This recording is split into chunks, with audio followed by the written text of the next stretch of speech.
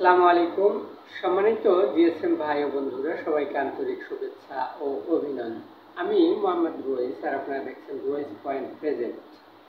এই মুহূর্তে আমার হাতে একটা সেট দেখতে পাচ্ছেন, টাইটানিক T80। এই সেটটা যেটা সমস্যা রয়েছে, এই সমস্যাটা দেখব এবং সমাধানের চেষ্টা করব। তো এই ফোনটা আপনারা দেখতে পাচ্ছেন যে এখানে টাইটানিক T80 লেখা রয়েছে। এই ফোনটা যদি আমরা ওয়ান করতে যাই, তাহলে এখানে আপনারা দেখতে পাচ্ছেন যে লোগো আসছে স্যামসং, ফোনটা রয়েছে টাইটানিক, লোগো আসছে স্যামসং। এটার সমস্যা এবং সমাধান করব। আর এই সমস্যাটা কেন আসছে সেটা যদি আপনাদেরকে দেখাই, এটা কিন্তু পরিপূর্ণভাবে কাজ করে না, এলোমেলো কাজ করে, কাটতে গেলে কাটে না। তো এটা সমস্যা কেন, এই সমস্যাটা সেটা যদি আপনাদেরকে দেখাই, সম্মানিত জিএসএম আপনারা দেখতে পাচ্ছেন এই যে এইখানে যেটা আইসি রয়েছে, এই আইসিটা পরিবর্তন করা। এই টাইটানিক যে ফোনটা, এই ফোনটার যেটা আইসি ছিল, সেই আইসিটা নষ্ট বা বাতিল বা সমস্যা ছিল। এটা আমি ফেলে দিয়েছি। তো ফেলে দিয়ে একটা স্যামসং ফোন থেকে এই আইসিটা লাগিয়ে নিয়েছি। আর আইসি রিবোলিং, আইসি পরিবর্তনে নিয়ে আমার কতটা অনেক ভিডিও আছে, সেটা আপনারা দেখে আসতে পারেন, কিভাবে আইসিটা রিমুভ করতে হয়, কিভাবে আইসি রিবোলিং করতে হয়, কিভাবে আইসি আবার ইনসার্ট বা লাগাতে হয়, সেটা নিয়ে আমার চ্যানেলে বিস্তারিত ভিডিও আছে, অনেক ভিডিও আছে। সেখানে আমার চ্যানেলে আপনারা ঢুকে ঘুরে ঘুরে দেখে আসতে পারেন। তো আপনারা দেখতে পাচ্ছেন যে এটা হচ্ছে গিয়ে মূল সমস্যা, সেটা হচ্ছে গিয়ে এটা আইসি পরিবর্তন করার কারণে আইসি যেটা রয়েছে এখন, যে আইসিটা লাগানো রয়েছে, এই আইসিটা হচ্ছে গিয়ে স্যামসংয়ের আইসি, আর লাগিয়েছি টাইটানিকে। স্যামসংয়ের আইসিটা লাগিয়েছি টাইটানিকে, এই জন্য কিন্তু এই ফোনটা আমাদের টাইটানিক ফোনে আমাদের স্যামসংয়ের লোগো আসতেছে, টাইটানিক ফোনে স্যামসংয়ের লোগো আসতেছে। তো এইটা জাস্ট আমরা এই মুহূর্তে সিএমটি টুলগুলোর মাধ্যম দিয়ে ফ্ল্যাশ করব আর এই সমস্যাটা সমাধানের চেষ্টা করব। তো চলুন চলে যাই আমাদের কম্পিউটারের স্ক্রিনে। সম্মানিত জিএসএম, আমরা চলে আসলাম আমাদের কম্পিউটার স্ক্রিনে। আর কম্পিউটার স্ক্রিনে দেখতে পাচ্ছেন আমাদের যেটা প্রয়োজনীয় জিনিস, সেটা হচ্ছে সিএমটি টুলগুলোর এসসিআর টুল, সিএমটি টুলগুলোর এসসিআর টুল। তো আর হচ্ছে গিয়ে আমাদের ফ্ল্যাশ ফাইল টাইটানিক T80 আপনারা দেখতে পাচ্ছেন। এই ফ্ল্যাশ ফাইলটা জাস্ট রাইট বাটন ক্লিক করে এক্সট্রাক্ট করে নেব। তো এই যে এখানে আপনারা দেখতে পাচ্ছেন, এটা হচ্ছে আমাদের ফ্ল্যাশ ফাইল। তো ফ্ল্যাশ ফাইলটা জাস্ট এক্সট্রাক্ট করে নিয়েছি।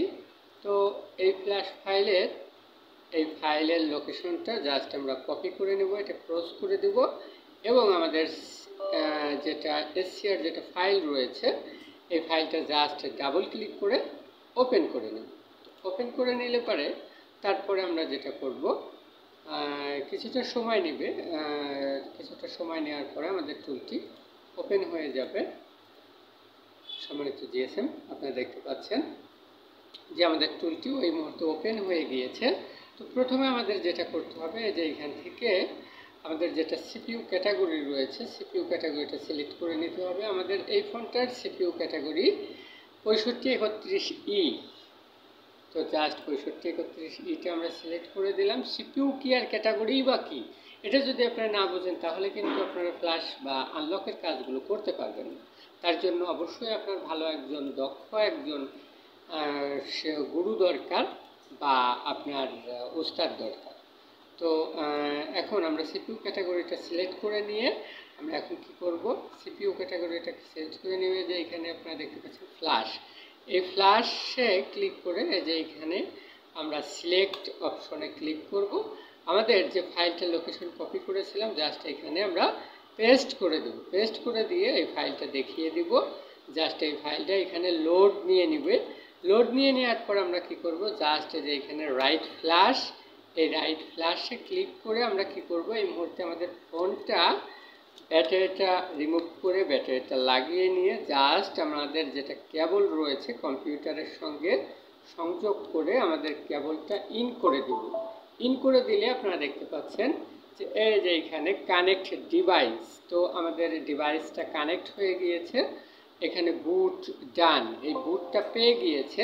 জাস্ট আমরা ইয়েস করে দিব, অর্থাৎ এই যে ইমেজটা রয়েছে এই ইমেজটা এর মধ্যে ইন হবে কিনা এমন একটা নোটিফিকেশন ইন হবে।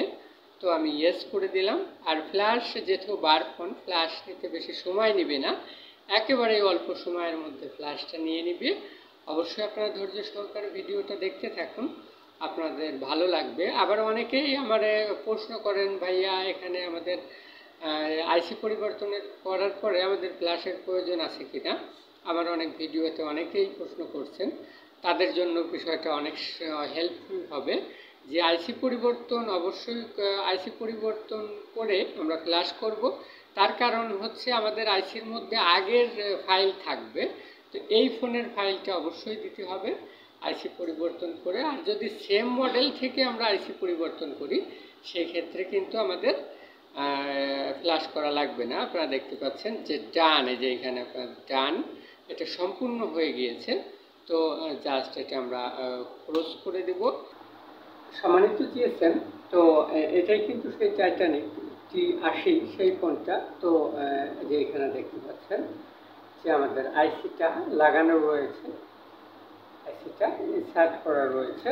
তো এই মুহূর্তে আপনারা দেখলেন যে আমাদের কম্পিউটার স্ক্রিনে যে এই ফোনটা আমরা পরিপূর্ণভাবে ফ্ল্যাশ করলাম। তো এখন আমরা এই ফোনটা অন করে দেখব যে আমাদের আগে কিন্তু আসতো স্যামসনি, অর্থাৎ স্যামসনির আইসি আমাদের এখানে লাগানো ছিল, সেই জন্য স্যামসনি আসতো টাইটানিক ফোনে। এখন আমাদের ফ্ল্যাশ করার পরে আমাদের এই ফোনটা পরিপূর্ণভাবে কি আসে সেই বিষয়টা আমরা দেখব।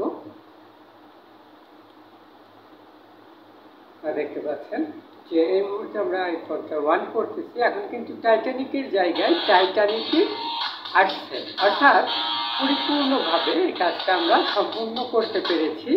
তো এখন কাজের যে সূত্রগুলো যদি আপনি জানেন তাহলে কাজটা আপনার জন্য, প্রতিটা কাজই আপনার জন্য সহজ হয়ে যাবে। আপনারা এখন দেখতে পাচ্ছেন যে এখন কিন্তু আর কোনো সমস্যা নেই, এখন পরিপূর্ণভাবে এই যে এখানে সবগুলো কিন্তু কাজ করতেছে। আগে কিন্তু এলোমেলো কাজ করতেছিল। আগে অন্য আর একটা ফোনের স্যামসনি ফোনের আইসি এখানে লাগানো হয়েছিল, সেই স্যামসনি আইসির যে ফ্ল্যাশ যে ফাইল ছিল সেই ফাইলটা কিন্তু এখানে রান হচ্ছে, তো পরিপূর্ণভাবে কাজ করতেছিল না। এখন কিন্তু আমাদের সেই স্যামসনির আইসিতে আমরা টাইটানিকের ফ্ল্যাশ ফাইল যে সময় ফ্ল্যাশ করে দিলাম সেই সময় কিন্তু পরিপূর্ণভাবে আমাদের এই ফোনটা অন হয়ে গেল বা রান হয়ে গিয়েছে। সম্মানিত জিএসএম, আমার অনেক ভিডিও আছে, আমি সাধারণত মোবাইল হার্ডওয়্যার সফটওয়্যার ও আনলকের উপর ভিডিও দিয়ে থাকি। আমার ছোট্ট একটা দোকান রয়েছে, এখানে আপনারা কাজ শিখতে পারবেন মোবাইল হার্ডওয়্যার সফটওয়্যার ও আনলকের উপরে। যারা কাজ শিখতে আগ্রহী তারা অবশ্যই ভিডিও ডেসক্রিপশনে বিস্তারিত দেওয়া থাকবে, সেখান থেকে আপনারা যোগাযোগ করতে পারবেন। আমার ছোট্ট একটা দোকান রয়েছে, দোকানে কাস্টমারের বাস্তব অভিজ্ঞতা নিয়ে আপনারা সকাল থেকে সন্ধ্যা পর্যন্ত কাজ শিখতে পারবেন। বাংলাদেশের প্রেক্ষাপটে অনেক ট্রেনিং সেন্টার রয়েছে যেগুলোতে সাধারণত 2 ঘন্টা কাজ শেখানো হয় এবং বাসায় তারা যা ট্রেনিং করে। তো কাজ অনেকেই ট্রেনিং সেন্টার থেকেও কাজ শিখছে, আবার আমাদের কাছে পুনরায় এসে কাজ শিখেছে। তো সর্বোপরি আপনারা আমার কাছে যদি আসেন তো মোবাইল হার্ডওয়্যার সফটওয়্যার ও আনলক, আইসি রিপেয়ার সহ এমন কাজ শিখতে পারবেন যে অন্তত কখনোই কোনো কাজে থেকে থাকবেন না, কখনোই অন্য কারোর কাছে আপনার যাওয়া লাগবে না, এতটুকু আশ্বাস দিতে পারি। তো সর্বোপরি আপনারা যারা কাজ শিখতে আগ্রহী তারা অবশ্যই যোগাযোগ করবেন। আর আমার এই দেখানো ভিডিও আপনাদের যদি ভালো লেগে থাকে অবশ্যই লাইক করবেন, কমেন্ট করে আপনার মন্তব্য জানাবেন, শেয়ার করে বন্ধুদের মাঝে ছড়িয়ে দেবেন আর সাবস্ক্রাইব করে পাশে থাকবেন। দেখা হবে পরবর্তী আরেকটা ভিডিওতে, সেই পর্যন্ত ভালো থাকবেন, সুস্থ থাকবেন। আল্লাহ হাফেজ।